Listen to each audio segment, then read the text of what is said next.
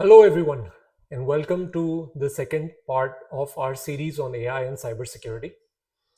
In the first part, we looked at the history of AI, the key terms in AI.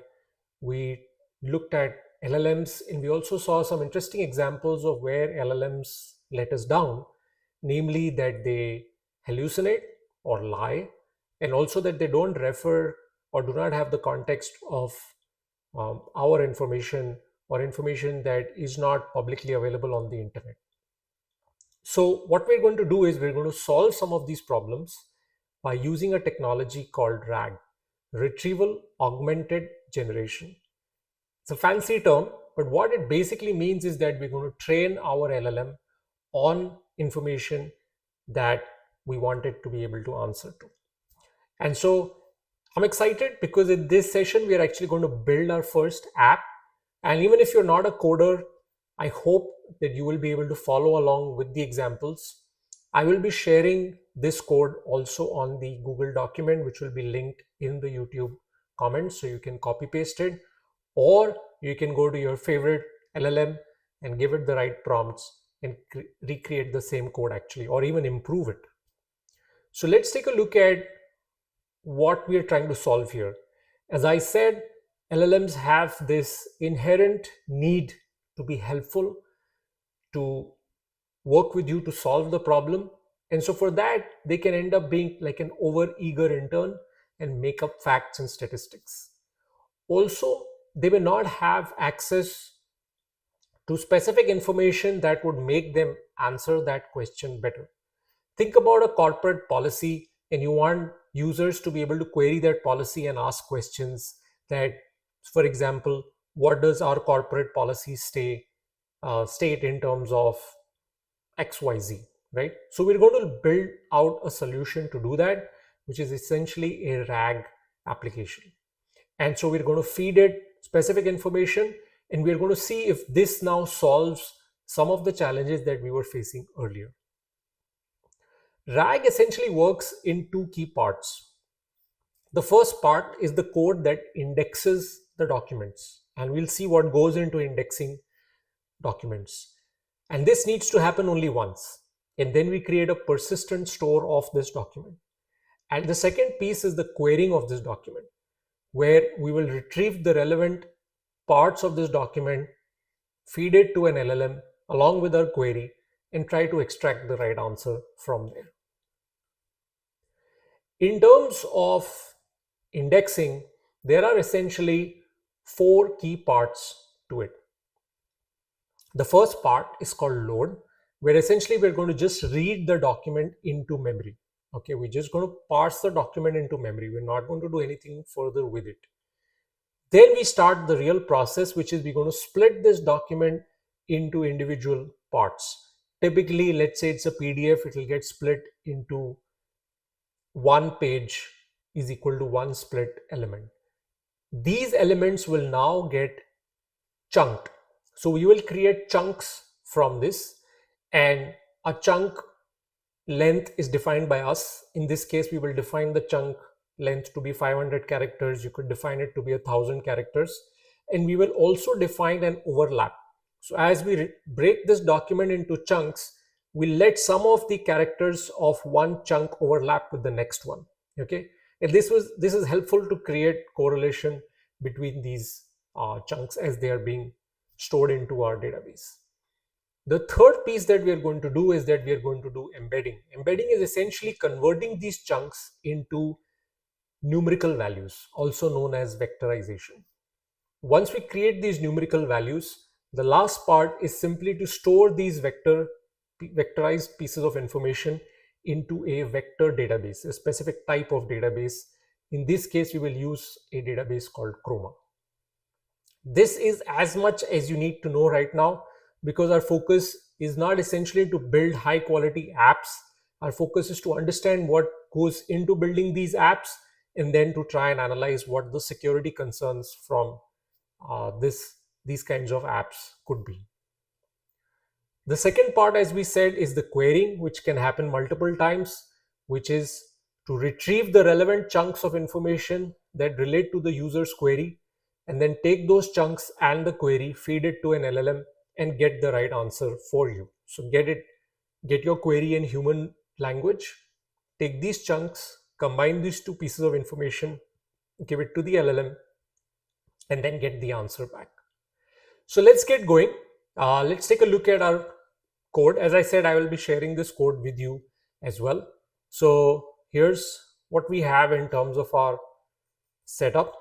So we have two pieces of code.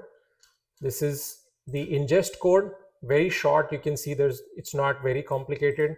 And then we have the querying code. So let's look at the ingest code. It starts off, we're just going to import a bunch of libraries. So the first library we're importing is to read PDFs. The second library helps us split those PDFs. The third one creates those vectorized versions of that information. And the fourth library essentially embeds it into the Chroma database. So we start here, we load the document. In this case, I've actually hard coded the document name, the path. For more practical purposes, this is not how you would build your app. Then we're going to load that document. Next, so this is simply just reading the PDF into memory. Then we're going to split it. You can see the chunk size we've given here is 1,000. You can try and play around with it. As you're building the app, you may want to keep this user definable, maybe through the UI. Here's where we are splitting it into different chunks.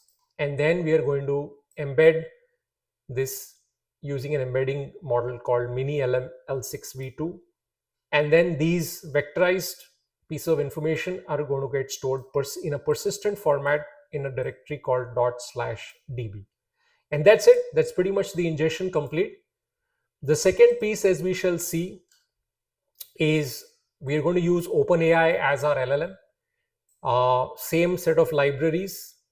The retrieval library is this one, where we're going to retrieve the right chunks based on the user's query.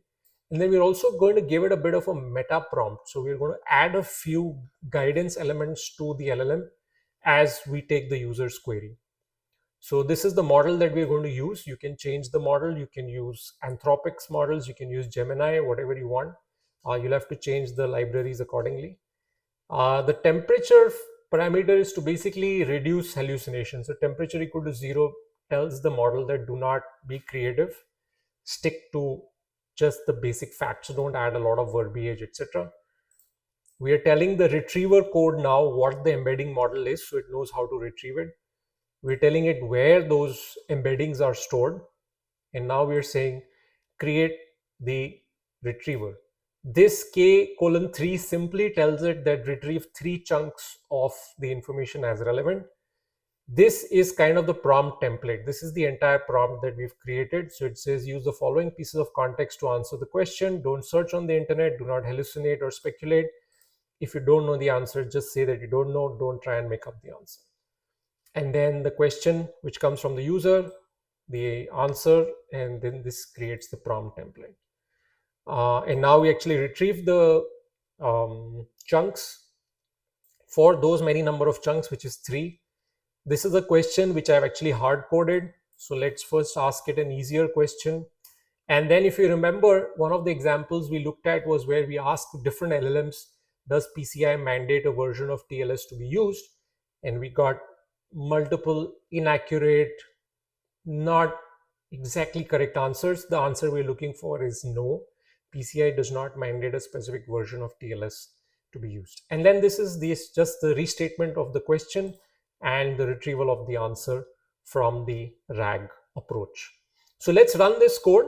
Essentially what we're going to do is I've put this in a folder that I've created here. So this has basically just 4 files. It has these 2 Python files. One is to ingest, one is to query, and then it has the PDF I'm going to feed into the document. So we're going to create a virtual environment very quickly so that whatever we do happens within the virtual environment. It's not going to impact my Windows system. And then we are going to activate the environment. Once it's activated, then we have to install the dependencies. So let's quickly do that. I used Gemini to generate this code, and therefore I have it's given me the requirements I have to load. So let's do that. Let's install all of these requirements. Let's make sure the file name is correct in our ingest dot. Yes, it is PCI DSS. All this looks good.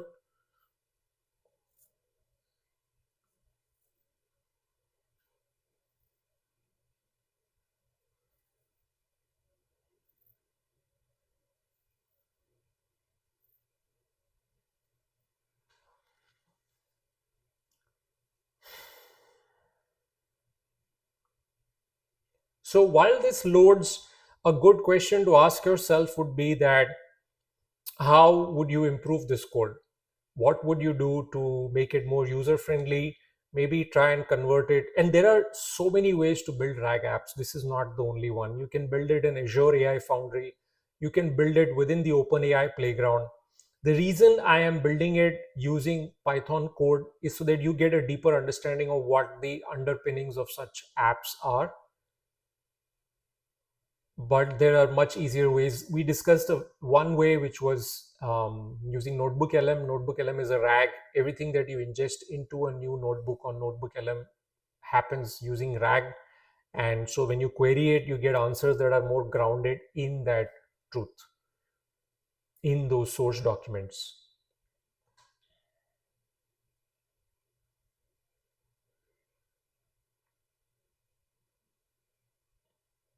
So let all the supporting libraries get installed.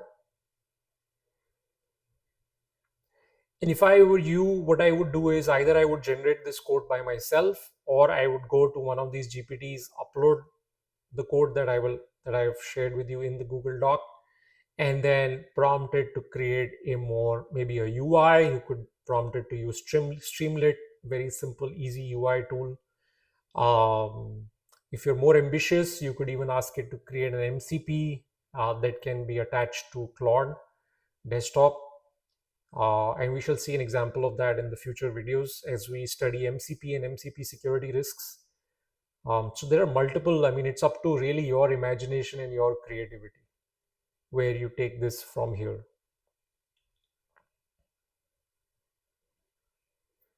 So you can see Chroma DB is definitely going to take a while to get installed.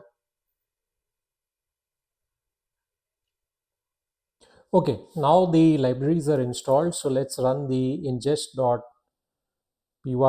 code and see what happens. And you can see that we get an error, which is perfectly all right. This is, I kept this error in place to show you that this is how vibe coding works. And so, you know, I actually put this same error earlier into Gemini, and it simply told me that this is good, this is a great way of debugging, congratulations, blah, blah, blah. It says basically you have to install another library which is missing. So that's all that we have to do. And the other thing which we are going to do is we are also going to set my OpenAI API key, which I shall do. So I've installed the missing library. I've also exported my key into the environment variables. And now we're going to ingest this document, which is the PCI DSS standard. And then we're going to ask it the question that we asked earlier, which is, does PCI support or mandate a specific version of TLS?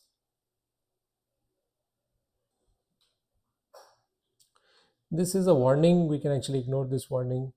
We can copy paste this back into Gemini and ask it to help us fix this, but that's okay.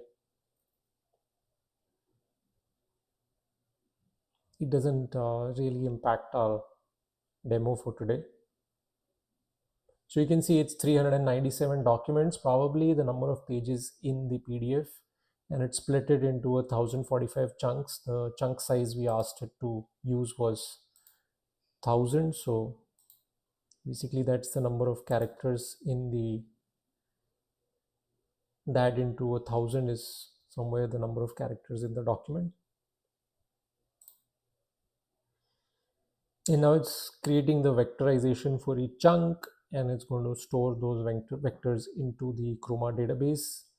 You can see here that a folder called DB got created. This is a virtual environment, but this folder got created. This is where my data is actually getting stored. This is the Chroma SQLite database. It's persistent, it's on disk, so I can ask it multiple questions over and over again. Ingestion complete, vector store created. Let's ask it the famous question, does PCI mandate a version of TLS? The same error, that's okay. We don't bother much with the error. It's a warning, so it's a deprecated class being used. We have to just change that library probably. The warning comes twice, that's okay. And so the answer is, does PCI define which version of TLS must be used? It says, I don't know. Now you might wonder, is it even working? Maybe it's not working. So let's ask it another question for which it definitely should have the answer. What are the password requirements in PCI DSS? Again, a couple of times the same warning will come, but then for password requirements, we should be able to see the right answer. Right. So here we can say the password security requirements of PCI as outlined in the provided context include the following, and the answer is pretty accurate, correct? So our RAG works where it does not find the TLS version mandated, it said, I don't know. And where it was able to find the right answer, it has given us very precise, concise answers, no verbiage, no reference to internet, no searching anywhere else, just asking the reference documents and answering your questions. So congratulations. If you followed the steps along and you've accessed the code or used your own code, you've built your first app. And now in the second version of this, we will explore how would we go about hacking such a chatbot. So I hope you enjoyed it. Like, subscribe, and share, and put in the comments what you would like to see me cover next. Thank you.